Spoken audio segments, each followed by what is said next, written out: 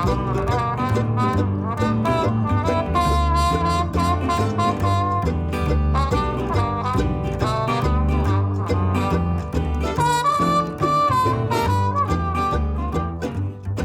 this is On the Ledge and I'm Jane Perrone, your host. This is the podcast for people who find houseplants irresistible.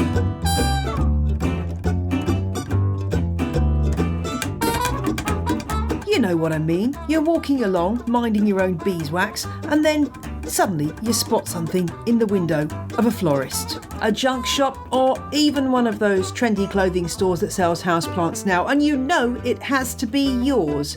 I've added to my collection this week and it's a little bit worrying because I don't quite know where I'm going to put all the new plants. But hey, that's a good problem, right? In fact, this week's episode, number 61, is the ideal episode to help me with this dilemma because I'm talking about growlights. Those wonderful inventions that can help you grow houseplants in parts of your dwelling that you never thought would be suitable, help you keep your succulents stocky rather than leggy during the winter off-season, and generally up your houseplant game. Plus, I have a Q&A about Venus flytraps traps, a request for help from those of you who grow cannabis, and exciting news about upcoming episodes.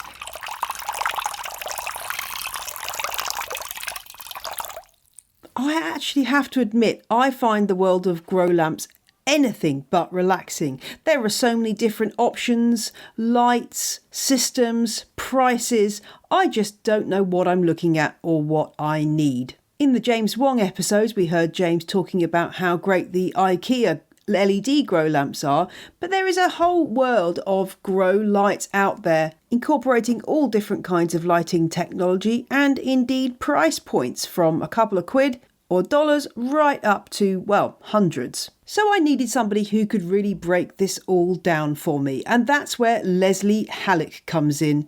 She's a horticulturist based in Texas, and she's the author of a great new book published by Timber Press called Gardening Under Lights, The Complete Guide for Indoor Growers.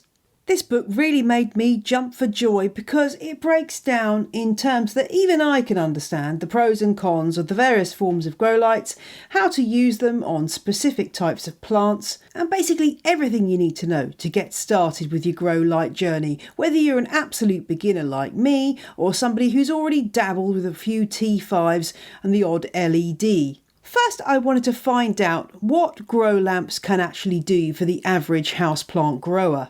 Not to mention their plants. Well, you know, as urbanization continues to intensify, more people moving into urban environments, perhaps living in smaller spaces, staying in apartments longer, many people are really craving the ability to bring some nature indoors or even just cultivate collections of plants. You know, that's becoming yet again intensely popular. Well, even as a horticulturist, my home is incredibly dark. I don't have near enough light in my home to grow what I want to. So, and that's the case for many people indoors, whether they want to grow foliage plants or they want to get into food production. So what grow lighting of varying scales allow you to do is cultivate plants indoors 12 months out of the year, or for seasons that you may not be able to keep them outdoors, in spaces where you traditionally wouldn't have enough light. So I find that grow lighting is useful from the level of somebody wanting to keep one Pilea peperomioides, Chinese money plant, so trendy right now, alive in their apartment or dorm room, up to people who really want to do more food production, that want to grow tomatoes inside, or keep an orchid in bloom. So it runs the scale from keeping individual houseplants and African violets and foliage and orchids up to more intensive production. So it can be useful to you no matter what level that you're keeping plants or that you're starting. Let's just go on to talk about light. Now, all light is not equal, as I seem to be learning from reading your book. Can you just explain a bit about what kind of light houseplants or plants generally need in terms of making photosynthesis work and how that's offered by grow lights? Sure. And that's one of the topics that I try to digest, not dumb it down, but make it a little cleaner and simpler to understand. Because as you've said, light science, it can be intimidating. It's a big topic. And the ways in which it's commonly addressed in some of the publications that are available, it really, in my opinion, aren't relevant to the home gardener. So I do go into explanations of how plants use light versus how we as people use lights. And that's how I break down the difference between the lights that you're generally going to use in your home for visual brightness versus the light that's meaningful to plants. Plants see light differently than people see light. And there are certain wavelengths of light that are required in order to generate photosynthesis, which is what you're trying to get for a plant. For people, we need brightness so we can see. Plants need a spectrum of light that's conducive to driving photosynthesis. And generally, blue and red light within the visual light spectrum are going to be the two types of light that are most efficient at driving photosynthesis, red light specifically, which is why you will see a lot of LED, what I call dual band LEDs that blend only red and blue light to give you what? Pink or purple lights. So that's why you see a lot of grow lights that emit a pink colored light, because what they're trying to do is most efficiently drive growth for that plant with red and blue light. So certainly the spectrums of light that are going and the amount of light that can be used by a plant is going to be different in different grow lights, depending on how they're manufactured and how they're calibrated. So there will be differences between the light that you use to brighten up your kitchen versus a grow lamp that you will buy to most efficiently drive photosynthesis or get a plant to flower and fruit. So that's generally why horticulturists such as myself will recommend that you go to actual plant grow lights versus just using the lamps that you might have in your house. Not to say that there isn't some crossover use of some of those lights. The instinct just to think, well, I can just stick it under this light bulb and it's gonna help it in some way or other. And I guess it might do, but if you really want to get a bit of efficiency going here, then the grow light is the way to go. Right. And the other issue that gets complicated with grow lights, it seems to me, is that there seem to be so many different options out there. Fluorescent tubes, LED lights are now coming onto the scene. Are LED lights so kind of good and efficient and excellent that we're going to be very soon just talking about LED lights? Are they going to take over from everything else, or are there still pros and cons? Well, certainly the LED manufacturers hope that that's the case, but I actually go into quite a bit of depth about the actual lighting, different types of lighting and gear in my book, specifically because I want people to understand the benefits of each different type of light. So yes, LEDs for plant lighting, especially vertical farming and things like that, have really exploded in the last few years. So there's a lot of focus on LEDs. But there's also a lot of people who don't understand plant growth jumping in the game of manufacturing LEDs. So there's also a very wide array of quality of you get what you pay for in the LED market. So probably some of your listeners who are a little more experienced in this category will probably speak up and say, yeah, I've bought a bunch of LEDs that were garbage, that didn't do a good job for me, and I've had to buy new lights. So, you have to be careful with quality. Certainly, though, the advances in LEDs, that's where a lot of people are putting money. However, just as with LEDs, some of the conventional types of grow lighting of what I call HID, high intensity discharge lighting, high pressure sodium lamps, metal halide lamps, ceramic metal halide, things like that are also advancing in efficiency. And as of date, are often more efficient at plant growth than LEDs. So that's not to say that LEDs don't continue to get better and better. They do.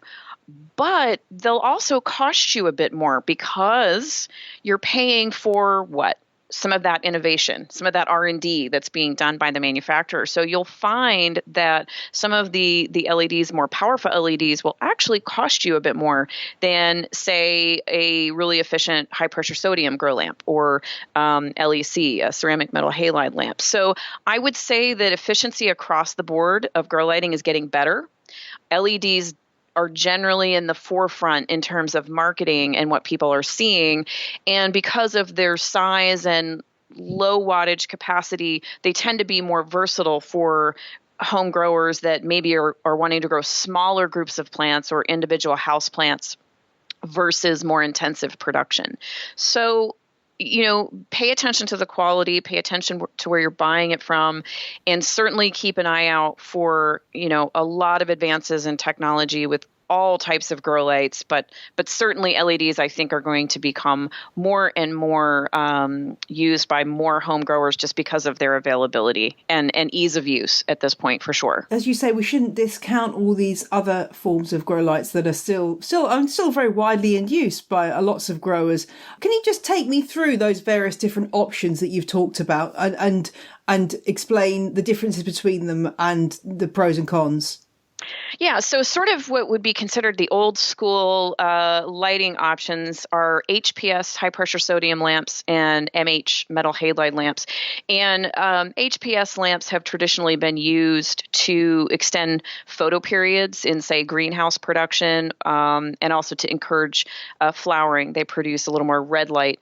Metal halide lamps produce a cooler blue light, so they're often used for a lot of vegetative growth. So let's take cannabis as an example. Sort of traditional cannabis growers would grow their vegetative plants under metal halide, cool light setups, and then switch them over to say an HPS lamp for a warmer light to induce flowering. So that's a very sort of old school common regimen that you would see with cannabis production and in greenhouse production of many other types of floriculture crops.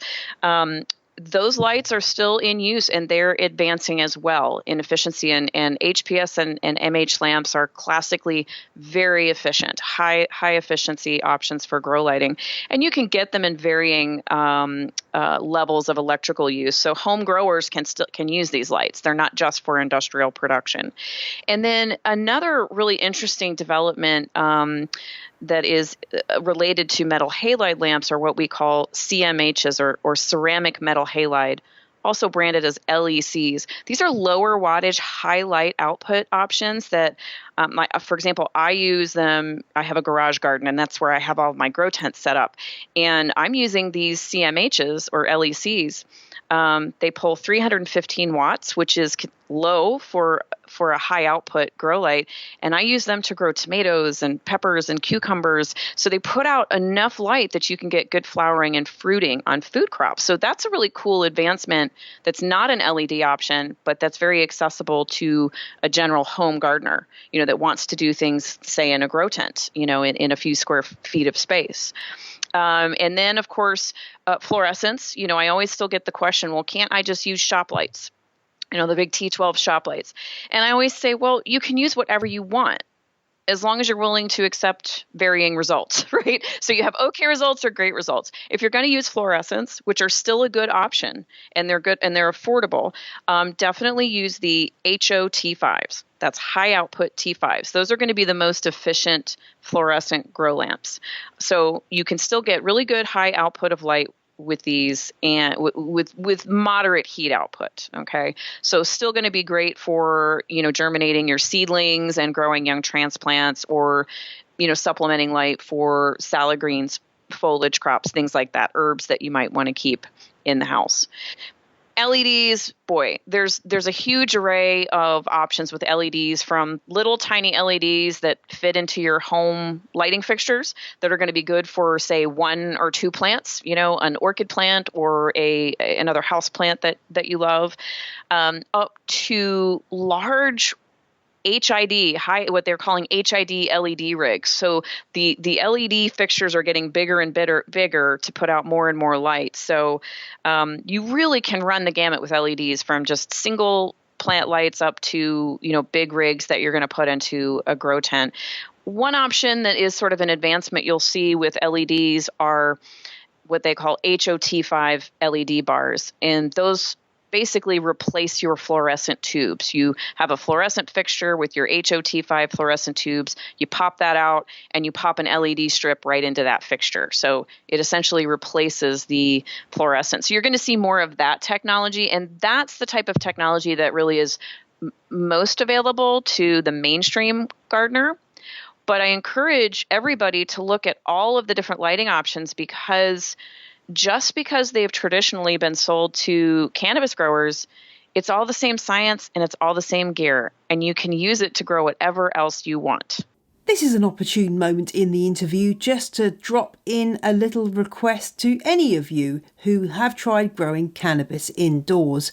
I am planning a little special mini-series about cannabis growing as it becomes legal to grow a few plants at home in several countries and parts of the world. I'm increasingly fascinated by how cannabis industry has impacted the houseplant world and vice versa. And I'm hoping to talk to any of my listeners who would be prepared to tell me about how they got into growing cannabis, whether the houseplants came first or the cannabis came first, and how the two practices interweave with one another or otherwise. If you're interested, do drop me a line to ontheledgepodcast@gmail.com, and you can speak anonymously if you prefer. Back to Leslie so she can explain why she included details on cannabis growing in her book. Time is marching forward and attitudes are changing. And so, that was a consideration when I wrote this book, is that this book is not a cannabis growing book. It is a book. All of the science is there, all of the gear is there, and it can be used for whatever you want to grow. But I did, think that it was important for those who are interested to get some basic information on that and, have this be a way where there was a little bit of cannabis light, LITE, so to just maybe take the stigma away so people who are curious, who have no interest in growing it, maybe could just at least learn a little bit more about the plant itself, because it's just interesting. So, I think that the conversation is going to continue and it's going to become more mainstream, but it's certainly not something that everybody needs or has to grow. For goodness sake, it's totally a personal choice. And then obviously, as you say, there are legalities that have to be taken into consideration. And, I even say in the book, please make sure you understand the laws where you live before you do this, because I'm certainly not endorsing that you do this if you live in a place that you can't. I certainly have neighbors, trying to crawl over their fence on a regular basis to peek into my garage when I open the door, because they're trying to figure out what I have going on in there. Those of you who are Patreon subscribers of $5 a month or more will be able to hear Leslie talking in more detail about the cannabis industry and Growlights in On the Ledge and Extra Leaf number 12, which is out now. She also talks in that extra episode about propagation and Growlights. So if you're not a subscriber, would like to find out more, check out my show notes at janeperrone.com, where you can catch up on all the information on Patreon and how you can help out the show. But now, back to my chat with Leslie, and on to the vexed question of ugly grow lights. I've had a flurry of emailed press releases about attractive grow lights that you can kind of put into your living room and not feel like you're sort of living in a commercial greenhouse. Obviously, the companies are really kind of latching onto this now.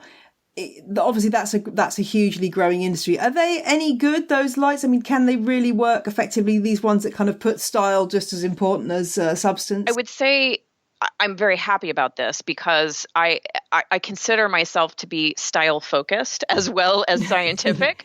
I put a lot of thought into my living space and I want it to look attractive, but I also understand the science of growing indoors. So that's been a frustration for me in that I want pretty grow lights. I want grow lights that look nice in my living room and aren't embarrassing, that don't look like my closet garden in my living room. That's been the challenge. And we're really just right on the cusp of this. I would say that there are some really good options out there. One lamp that I just purchased is from a company called Soltech, and they're doing nice LEDs that are very, very attractive and respectable for hanging anywhere in a living space. So that's one that I'm actually testing right now myself. Most of these kinds of lights are generally low emitting grow lights thus far. So most of them are not going to be tomato plant ready, if that puts that in perspective. So when you're trying to flower and fruit plants, it takes a lot of energy. And some of the lower light attractive lighting fixtures are not quite there yet, but they're perfect for supplementing light for your houseplants and your leafy herbs. And things like that, that fiddle leaf fig that you so desperately have to have, and you put it next to the window and you think there's enough light and there still isn't enough light. Those type of LED spotlights are perfect for lighting those types of plant material. We're probably going to progress, I would think, in the next couple of years to the point where we have grow lights that are powerful enough for you to actually fruit things indoors, keep flowers and fruit on your citrus plants, and flower and fruit those tomatoes, indoors in a grow tent or living room space. So we're almost there. We're not quite there yet, but definitely that's where the market's going. And that's where I'm encouraging many grow lighting companies to go, because that's where I see desire and demand. As I'm in an apartment and I want to have this tomato or citrus plant in my living room. I need enough light, but I don't want it to be ugly. So we're getting there. We're getting there. And when it comes to using that grow light for that very purpose, to kind of enhance the light that something like either some succulents or a fiddle leaf fig is getting, how do we know how long do we leave it on during the day? Should that vary in the different seasons of dormancy and growth?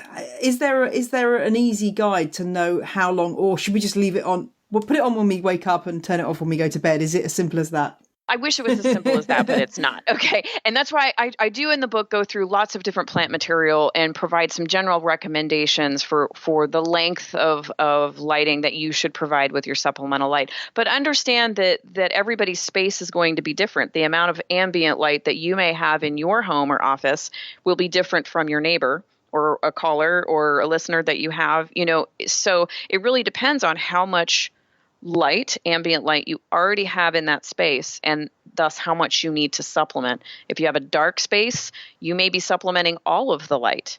And if that's the case, you may need to leave those grow lights on for a number of more hours.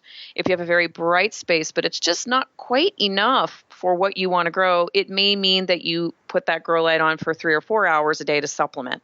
It's just going to depend on how your plant is doing, if it's thriving the way that it should. And I do provide those kinds of recommendations, but it can get a little tricky with photo period and timing. So I hesitate to give you a one rule fits all, but the most general thing I could tell you is that for most of the plants that I keep indoors, whether they're succulents or herbs, in sort of a moderate to low light environment, those grow lights stay on about 10 hours to 12 hours, depending on what I'm growing. If you are growing inside a grow tent, for example, where you're providing all of the light that plant is going to grow, depending on the type of light you are using, you may need to run that light 14 to 18 hours to deliver enough volume of light. So it really is going to depend on a lot of different organic factors, being the light you have in your space and the type of lamp that you're using. But what I've tried to do is connect those dots for you in my book so that you can piece together the pieces and parts that you need to use and want to grow in your type of space to give you a relatively good formula.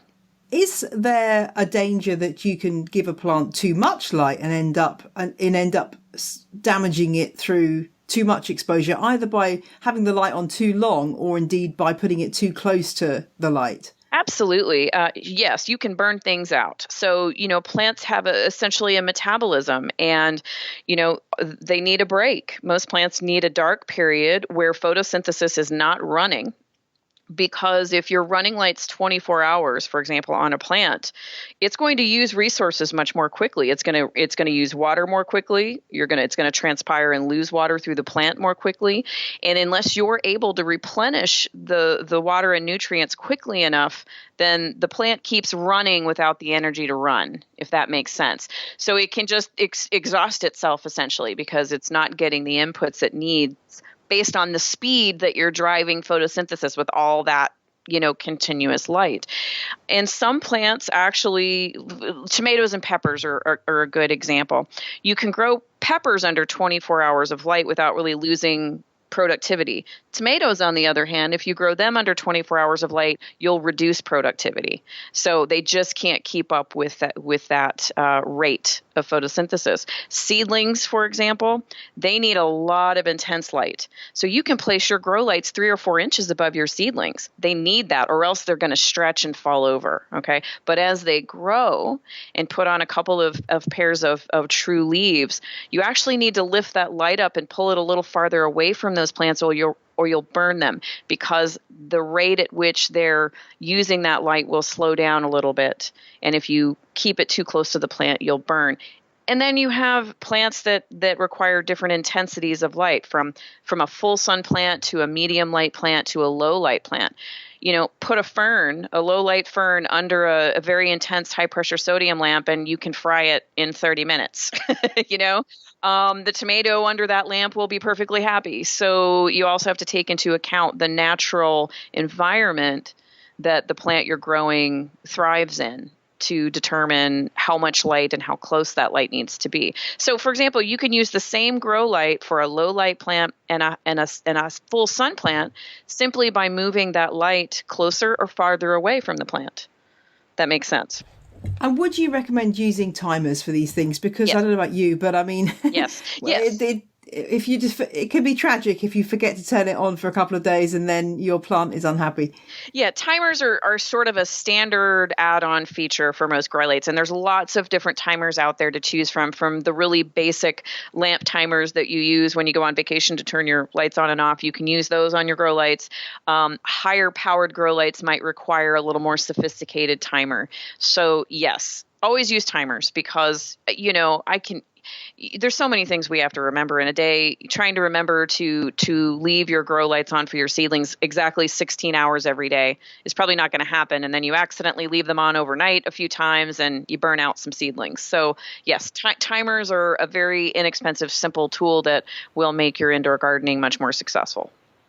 And with the smartphone being ubiquitous now, are there any kind of apps or programs you can use that will allow, or indeed products, grow light products that work with smartphones in terms of managing everything, so you can be sitting at your office miles away and managing your system at home? Yeah, in fact, there's a couple things, and it's still emerging technology, but I just talked to a lighting company the other day who is working on smartphone controlled LED lights that there's an app for.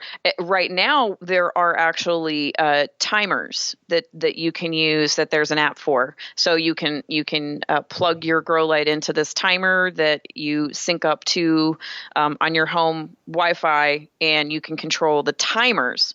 So that's actually a good sort of intermittent technology you can use right away. Are the lighting timers or the electrical timers that you can plug all sorts of things into and control from your smartphone. But yes, we're getting to the point where there will be more of that technology available. So it's developing, but we're getting there.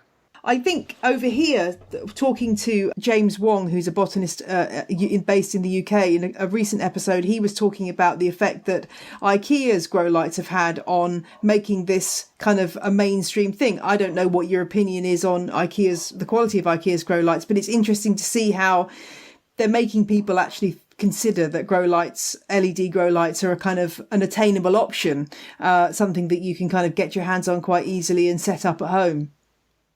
Yeah, we don't have those released here in the U.S. yet. That's been something I think they've threatened for a few years. I know that's been available in the U.K. and Europe, but not quite here yet. I think that it sort of falls into that category of very low light, options that are good for maintaining a small number of plants or leafy greens. They're not going to be very intense grow lights that they're providing just yet. But I do think it does do a service in that it is making people aware that this is an option, and it's also helping to make people aware of why they might be failing with plants indoors, which is one of the reasons I was asked to write this book, because there is so much frustration with categories so popular such as succulents. People buy them, they bring them indoors. In 3 weeks, they have gone to mush because they've actually watered them, but there's not enough light indoors for the plants to sustain that way. And people want their plant collections. They want their succulents. They want their foliage plants. They want their orchids. And many people just don't have enough light. So I think that the thing that perhaps the IKEA products are doing is creating an entry point, certainly, for people and making them aware. It's just that we have to be careful not to overpromise on expectations for what some of those smaller, lower powered lights can do. They're not going to give you fruiting tomato plants indoors, but some leafy greens and salad greens and foliage plants, yes, they can help you maintain those for sure. it's interesting about the succulent craze, because I'm sure that it's the same where you are, but over here where, winters are quite long and dark, lots of people buying succulents, and you just know that in winter you're going to end up with all these echeverias which are about 2 foot long, because they've just stretched and stretched and stretched trying to find light. And I guess that's the peril of it. And, we only have so many south-facing windowsills to put these things on in winter. Right. Well, and even, a south-facing window in winter is not the same thing as a south-facing window in summer. And so light volume, dramatically decreases. So, you just aren't going to be able to sustain things that you want. And, even next to a window, I have grow lights right next to a window, because just because you put a plant in a windowsill doesn't mean it's going to get enough light. And I think that's what's confusing to a lot of new plant keepers, or new succulent enthusiasts, is they just don't have an understanding yet of light volume, of how much light plants really need, and how much that light changes with every inch that you pull away from the window. How much light you lose. And does the window itself cut out some of that blue and red light that plants need? Is that kind of acting as a filter also? Yes. So when trees provide shade, or windows, filter light, a lot of what often you lose is blue light. And when plants aren't getting enough blue light, they stretch, they get elongated. So that's why when you put a plant that prefers a little more sun into a shady spot, it stretches and elongates. You get that internode elongation, right? Because there's not quite enough blue light for that plant to maintain, its more dense nature. So certainly, different types of windows will change the spectrum of light that enters your home. And that's not going to be something that most people are going to measure. If you're a total plant nerd like me, you're going to have a PAR light meter that's going to measure all of that for you, and you're going to know exactly what kind of light you have where. But that's generally not the sort of thing that most sane residential home dwellers are going to have. So yes, there are ways you can measure that light if you want to get geeky, and I talk about that. So I give you that option if you want to do that. But yes, different windows can change not only the amount of light that you're getting, but the type of light. I mean, is that something that some of us, I'm imagining you're probably going to have to throw down at least $50 on $50 to $100 on one of these things. But is that something that's kind of worth looking into as a gadget, to really get to grips with how much light you've got available? If you are windowsill gardening or countertop gardening and you're doing small collections of houseplants, no, not going to be worth it to you. If, however, you decide to step up your game and you get a little bit more interested in this, and you decide that you want to invest in some higher intensity lighting and maybe try to grow your tomatoes indoors, that sort of thing, you might want to do that. Now, what I could offer is that there are some lower technology, lower price light meters that you can sometimes find at the garden center, that you can put outside, that tell you whether you're getting full sun, medium light, or a shady location. If you sort of want to improvise, you can certainly try using one of those if you don't want to spend the money. But if you like data, if you like data, which I love data, I love style, but I also love data. I find it really interesting because it allows you to measure all sorts of things that are going on with your ambient light, as well as exactly what you're getting from electrical grow lights. So it's kind of cool. So if you want to get geeky, but yeah, they'll cost you some scratch. They're not cheap. So You have to be serious about it.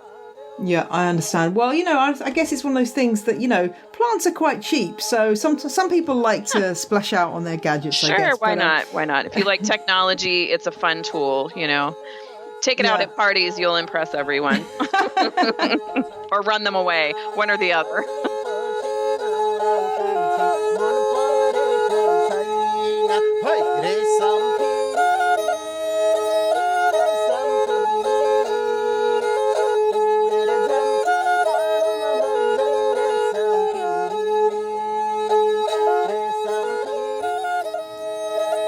Well, I don't know about you, but I am definitely going to be splashing some cash on some Growlights this autumn. Thanks so much to Leslie.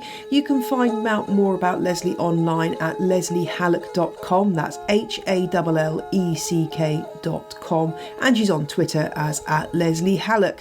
And of course, as usual, my show notes are packed with more information about the things we've discussed in the show, plus links to where you can get the book. And now question of the week, which comes from Christopher. He wants to know about what to do with his Venus flytrap when the traps go black and die. Now, this happens regularly when the traps have closed about 2 or 3 times. They get exhausted and they will die back. And hopefully, as the plant grows, there'll be new traps forming to replace them. Obviously, if all the traps go black, then that's not a good sign, unless it's the winter time and the plant is going into its dormancy period. Now, for more on Venus flytraps, I highly recommend that you listen to my episode number 32, in which I talk to Tom of Tom's Carnivores about these plants and get into all kinds of detail about how to look after them.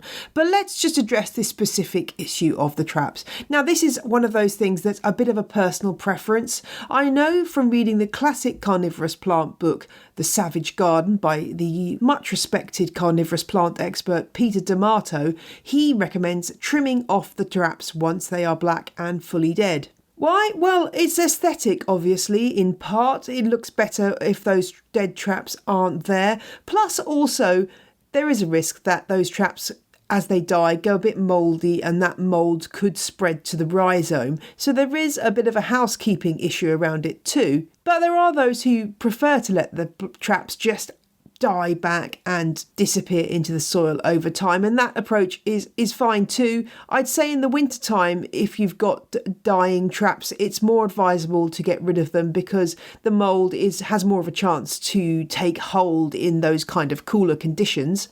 You can gently pull them off, but I would highly recommend getting in there with a pair of nail scissors to remove them. This way you can cut cleanly, make sure the scissors are clean, and you can stick them under a naked flame if you want to make sure they're sterile before you start, and snip them off, and that way you won't be pulling away at the main plant.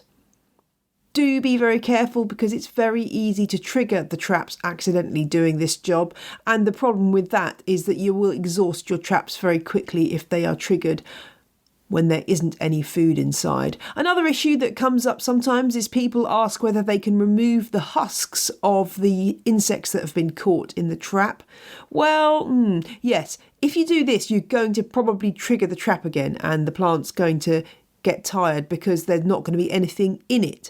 I tend to leave the husks for this reason because it's just not worth the bother. Obviously, in the wild, wind, water and other things will gradually remove the husks via the force of nature. In the greenhouse, this isn't going to happen and the husks will sit there, but they really don't make that much of a difference. I mean, man, if you're bothered by the sight of some dead insects, then probably carnivorous plants are not for you. I do hope that helps, Christopher, and if you've got a question for On The Ledge, then do drop me a line to ontheledgepodcast@gmail.com or through the Facebook page, On The Ledge Pod, or you can drop me a message on Instagram, where I'm j.l.perrone.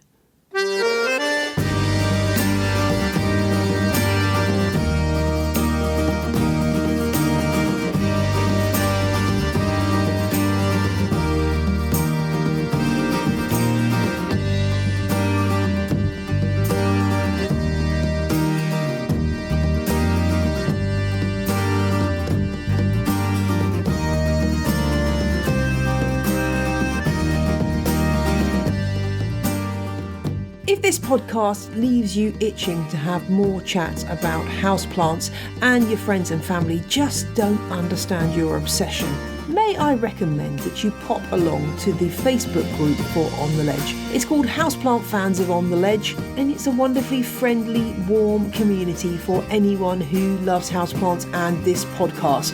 When you sign up, just remember to answer the 2 questions that pop up on joining, and you will be a member before you know it. If you've got a question, want to show off your plants, or generally shoot the breeze about indoor gardening, it's the place to be. That wraps up the show for this week. I'll be back next Friday for more houseplant fun and frolics.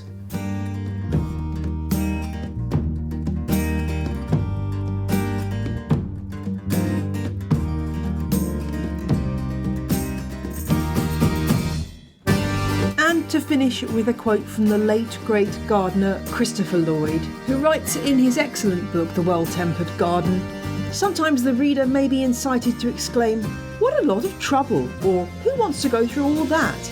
But however labour-saving you make your hobby, you will never get more out of it than you put in. Now and again, it seems worth taking that extra bit of trouble that brings in its train some rather exciting results."